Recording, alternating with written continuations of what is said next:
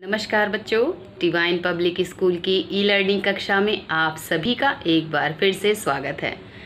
मैं उपासना, आपकी हिंदी अध्यापिका। उम्मीद है आप सभी अपने घर पर स्वस्थ और सुरक्षित होंगे। प्यारे बच्चों, आज हम सभी हिंदी व्याकरण के पाठ 2 वर्ण विन्यास पाठ का अध्ययन करेंगे। तो आइए पाठ प्रारंभ करते हैं। पाठ 2 वर्ण विन्यास। भाषा के 4 कौशल माने जाते हैं: सुनना, बोलना, पढ़ना और लिखना। इनमें से पहले 2 कौशल मौखिक भाषा के हैं और शेष 2 लिखित भाषा के। उच्चरित ध्वनियों को लिखकर व्यक्त करने के लिए लिपि चिन्हों की आवश्यकता होती है। बच्चों, इन्हीं लिपि चिन्हों को हम वर्ण कहते हैं। ध्वनि का लिखा गया रूप ही वर्ण कहलाता है। वर्ण भाषा की लघुतम इकाई है, यानी कि सबसे छोटी इकाई।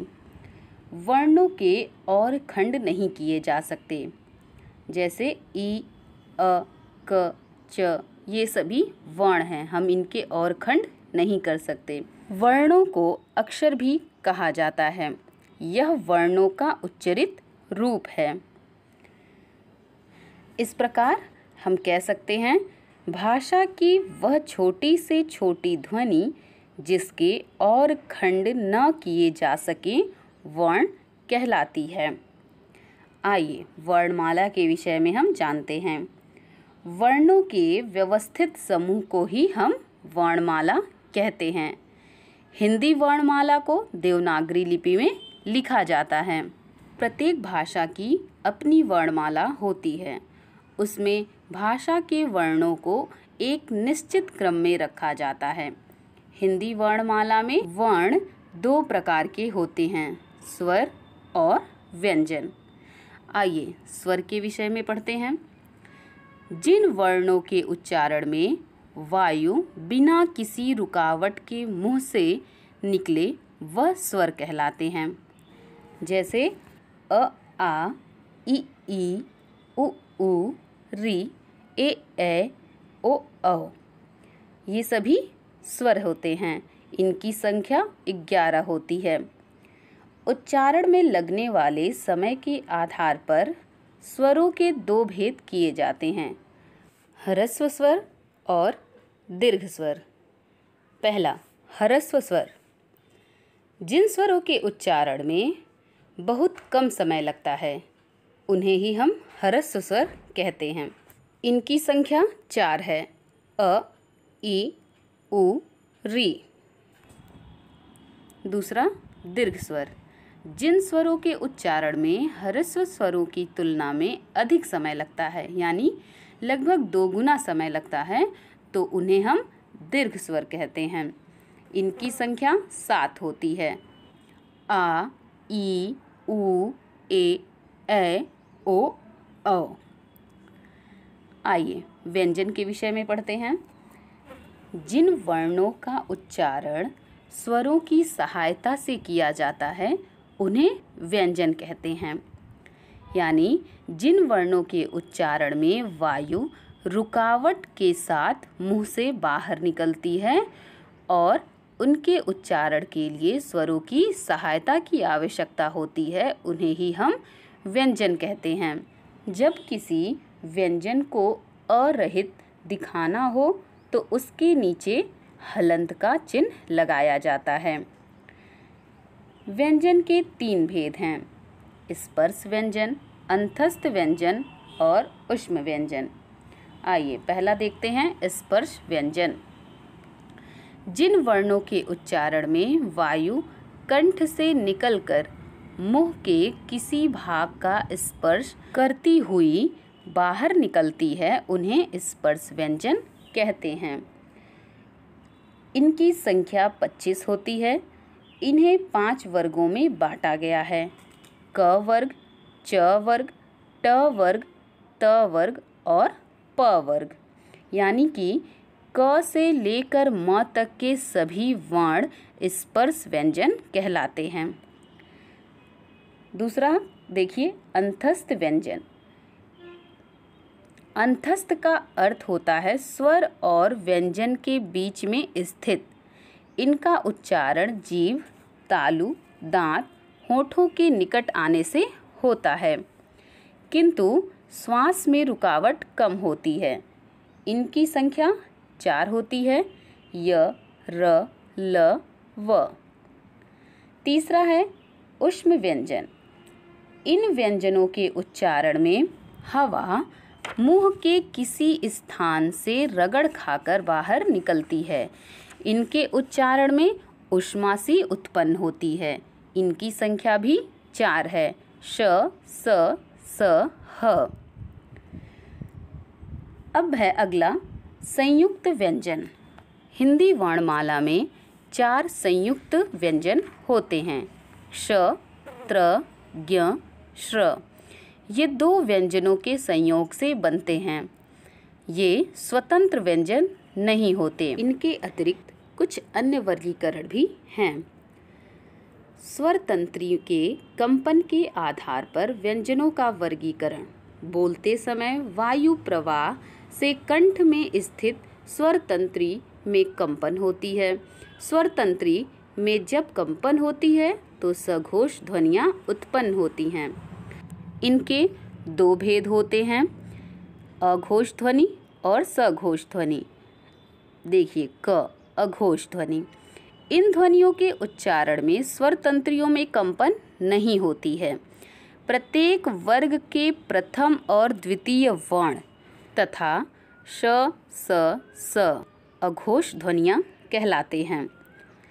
ख, सघोष।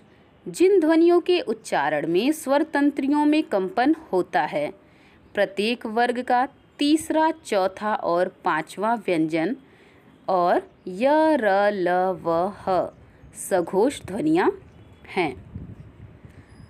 अब देखिए स्वरों की मात्राएं।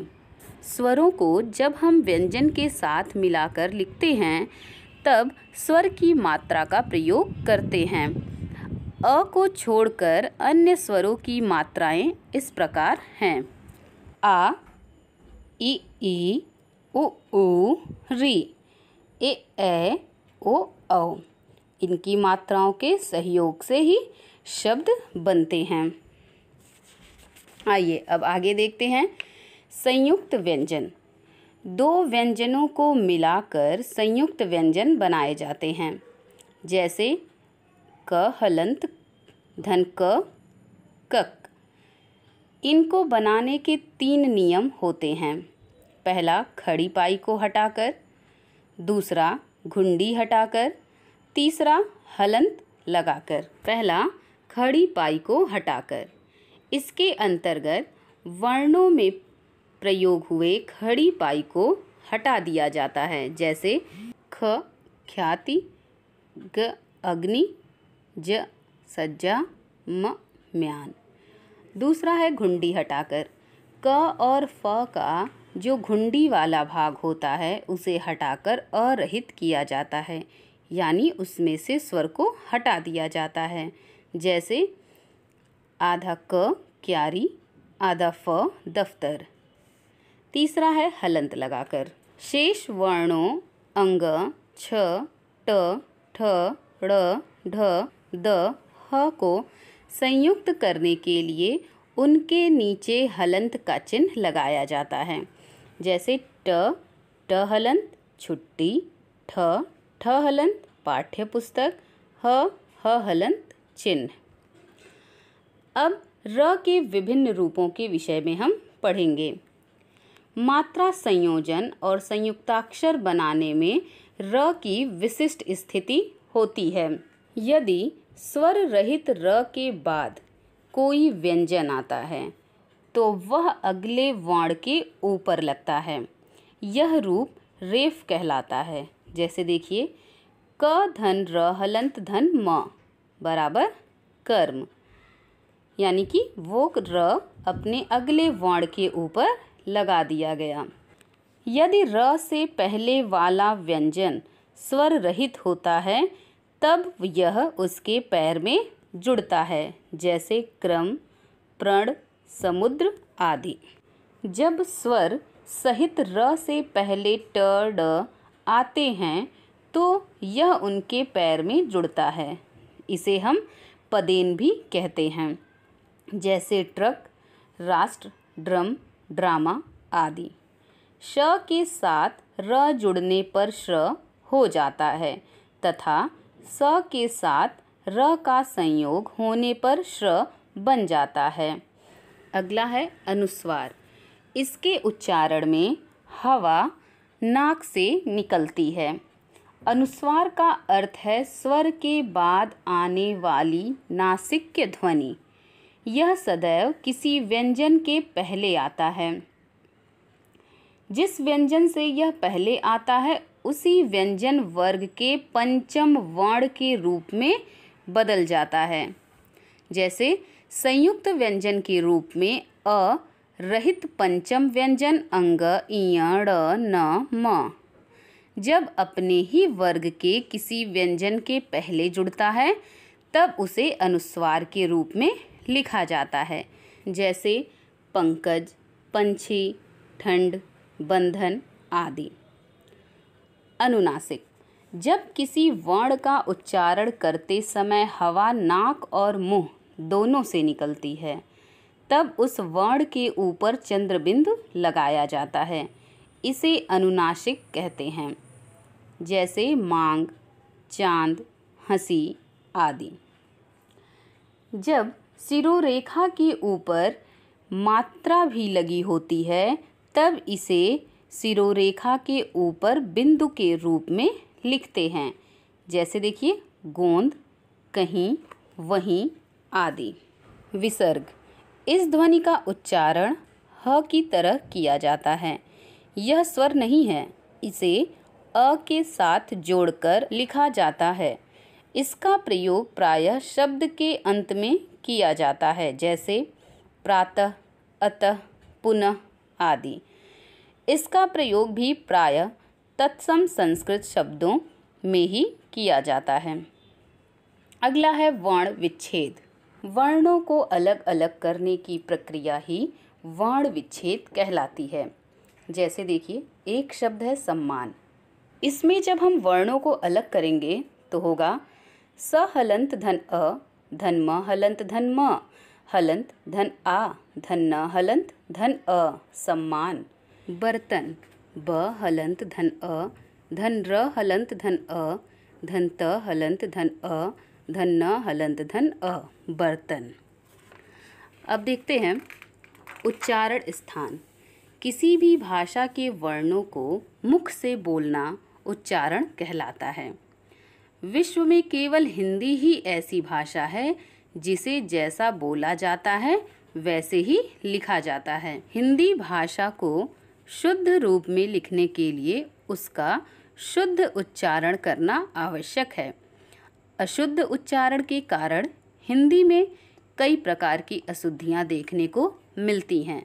बच्चों, इन स्वर और व्यंजन संबंधी अशुद्धियों को आप ध्यानपूर्वक पढ़ें। तो बच्चों, इस पाठ से हमने क्या क्या चीज़ें जानी, आइए उसका एक बार पुनरावृत्ति कर लें। भाषा की सबसे छोटी इकाई वर्ण है।